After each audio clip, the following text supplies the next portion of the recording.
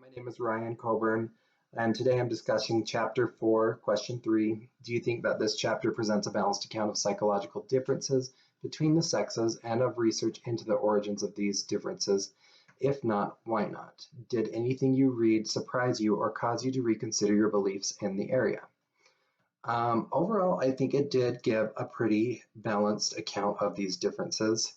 The explanation, though, for this chapter, at least for like the middle portion, they didn't provide much. They kind of stated a lot of facts. So I think it could have been done better there. I did appreciate that at the beginning of the chapter, they mentioned that the statistics presented in this chapter represent an average and not any individual men or women. So even though this is the general pattern, it doesn't apply to everybody. Nobody fits into the box that they've made here. I think the point that I think was most shocking, I've actually heard of it before from other classes, but it's still kind of like, oh, is that really right? But it's the second one. Their criteria for sexual attractiveness differ between the sexes. Women are more influenced than men by earning capacity of potential partners, whereas men are more influenced than women by their partner's physical appearance and young age. And it's going to discuss it more in Chapter 5. So that's one of the ones that I kind of wish, like, right off the bat, it kind of looked kind of bad, like, oh, can that really be correct? I know from other classes that I've taken that theory, that point is explained by evolutionary theory that men are more interested, evolutionarily, men are more interested in attractive women because attractive women are healthier and will bear more healthy offspring. Women are attracted to wealthy, successful men because they are a father that can provide for the child. So I think when you put it in those terms, it doesn't sound so shallow and horrible. And I think that's more of what we're going to run across in this chapter. We're going to find more points like that that can be explained if you think about it evolutionarily or cognitively or by someone's culture or environment experience. And so those are things that we're going to consider as we continue to read more. I think one of my favorite points, though, was at the very beginning of the chapter. It discussed that women are more emotional thinkers and that men are more logical thinkers. And I have seen this pattern with myself. I'm more of a logical thinker. 1 + 1 = 2.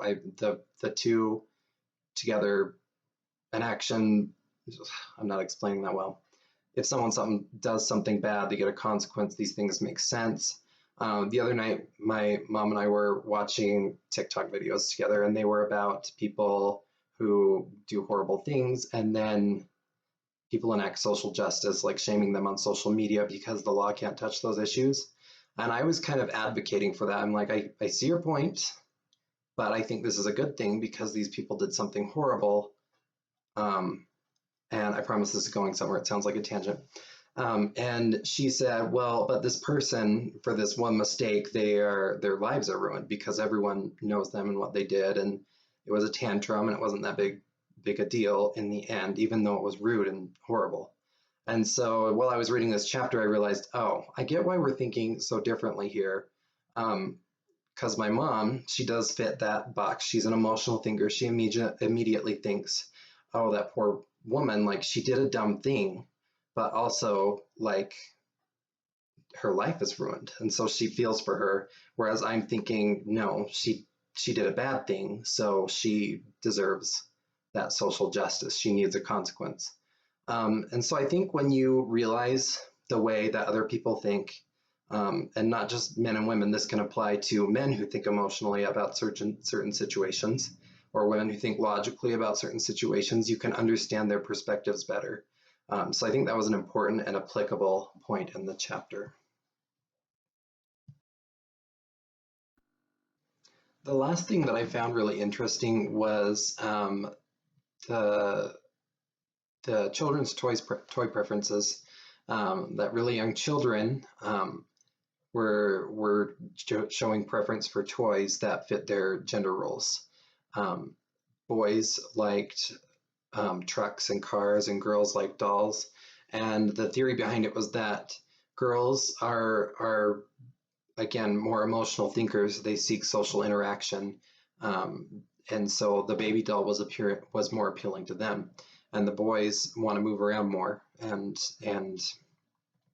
use their bodies and be aggressive, and so they move the cars around. But what was even more interesting was when they got the monkeys to do the same thing, who obviously don't have gender roles taught by society. And so they give the monkeys the toys, and the monkeys show the same patterns. The girls pick the dolls, and the boys pick the trucks. And so what this taught me was that gender is as much gender is driven. I don't want to say this wrong. By the way we think. Is that right? I think you'll know what I mean. Gender is driven by our psychology as much as it is about our psychology as much as it is about our external parts. So it's internal and it's external. I thought that was a really cool point. As far as my question goes, I'm actually just really interested to know what everybody else got out of this chapter, what they thought was interesting, what you disagreed with too, because I like to see things from all perspectives. So let me know.